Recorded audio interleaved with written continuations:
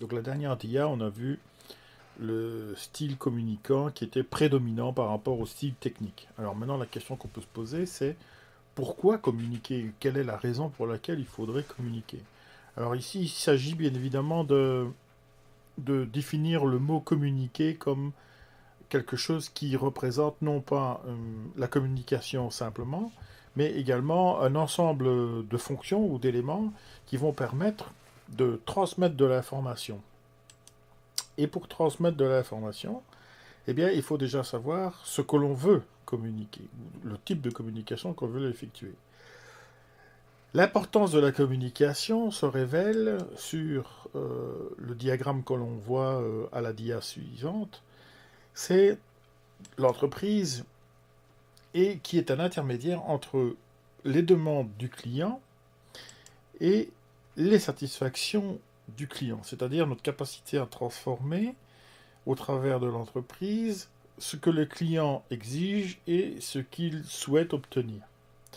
Pour ce faire, nous avons besoin de deux éléments importants, de ressources techniques qui vont permettre la transformation et de ressources humaines.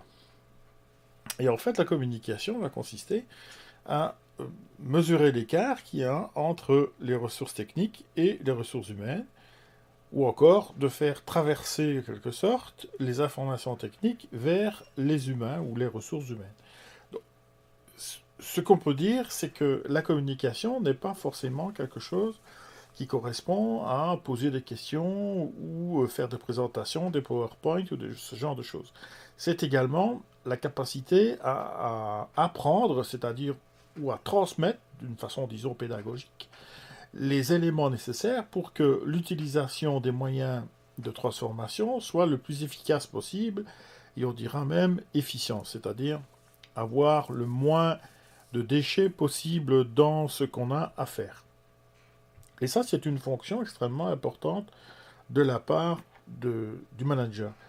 Ce qu'il faut savoir, c'est que le manager ne servira pas que d'intermédiaire, il servira également de formateur, en quelque sorte, ou tout au moins de responsable de l'apprentissage des personnels dont il a la charge. Et ça, c'est extrêmement important dans la communication.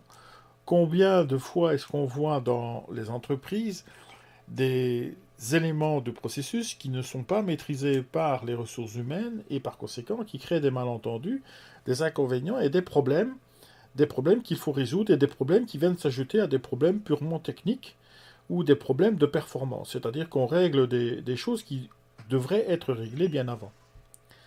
Donc voilà pour l'importance de la communication, et cette importance de communication joue un rôle sur le renforcement des relations, évidemment.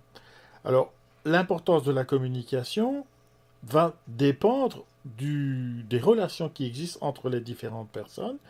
Plus vous allez faire une communication efficace et plus vous allez renforcer les relations au travers des différentes personnes, de manière à fluidifier au maximum le flux de production.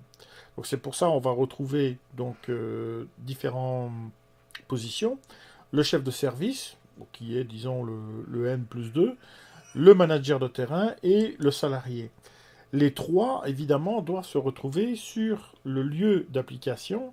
Alors ici, j'ai mis application de l'amélioration continue, tout simplement parce que on prend en compte, évidemment, la résolution de problèmes qui sont le quotidien, en fait, des trois éléments. Alors, certes, pas au même niveau, puisque le salarié est constamment en contact avec le processus.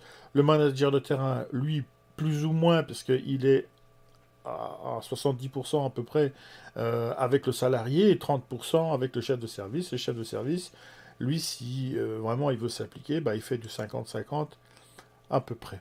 Donc voilà un peu pour l'importance de cette communication et pourquoi, quel rôle va jouer cette communication au sein même de la gestion du processus.